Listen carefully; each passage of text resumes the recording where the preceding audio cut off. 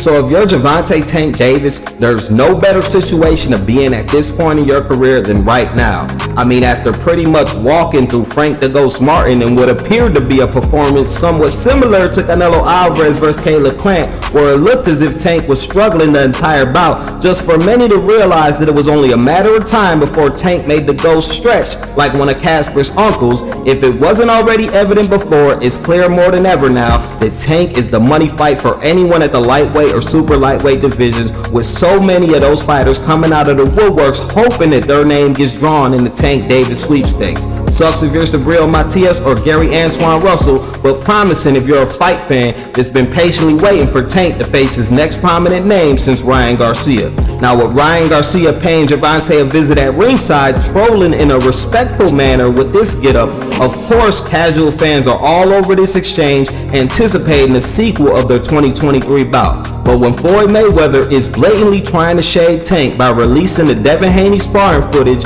the same sparring footage Mayweather tried to shade Haney with just a couple months ago, it's no surprise why we will see Ryan trying to instigate a bout between Davis and Haney, especially after Thirst McGurk's Devin Haney wasted no time reposting a clip from the footage following the Mayweather leak. Add that all in with the fact that Shakur Stevenson found himself another way to make another fighter's night about himself, releasing this statement, and it really ain't hard to tell that whether you love Tank or you hate him, he's the top dog around this weight class and everyone knows it. I mean, I might even go as far as to say that Floyd Mayweather letting go of Leonard Ellerbe might be the biggest favor Floyd has done for Gervonta up until this point in his career, because this may just be a situation where the handcuffs are finally off, with Davis being free to do whatever he wants, which may be the reason why we see Tank being very vocal and adamantly welcoming a bout for Vasyl Lomachenko with open arms.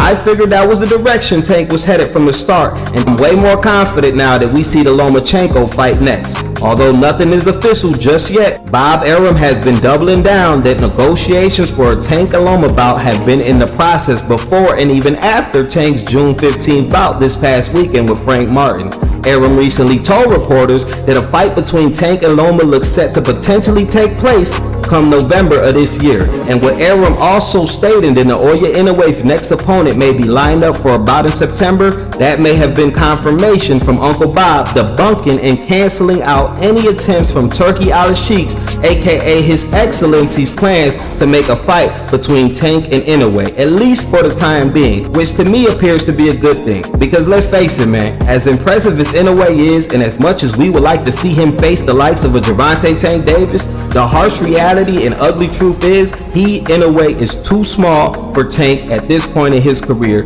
and there's really no point in making that fight when Inoue has guys around his weight class that he can step into the ring with, like let's say a future bout with Bruce Choo Carrington. All I know is with Tank entertaining a Loma fight more than ever now, with Tank's co-trainer Kenny Ellis confirming that he already entered phase 1 in preparation for Lomachenko by watching film, and with Bob Arum stepping in to make sure no one derails those plans, that tells me all systems are go and a potential Lomachenko clash could and should be next. So fans and spectators should be in for a treat sooner rather than later. Guess we'll just have to wait and see when an official announcement is made. Now, as for this Keyshawn Davis, someone needs to let that boy know that he needs to worry about Kid Austin or someone on the come up like himself before he starts mentioning a name as big as Tank's. Hell, didn't him and Frank Martin have a lot of back and forth going on before Frank officially signed up to see Tweety birds flying around his head on Saturday night? Someone let Davis from Wish know that he needs to stop worrying about the real Davis and at least earn his way into such a matchup before them Pitbull Cruz fans enter the chat and have a field day on his ass, because you're tripping if you think you deserve a shot over anyone, let alone that guy.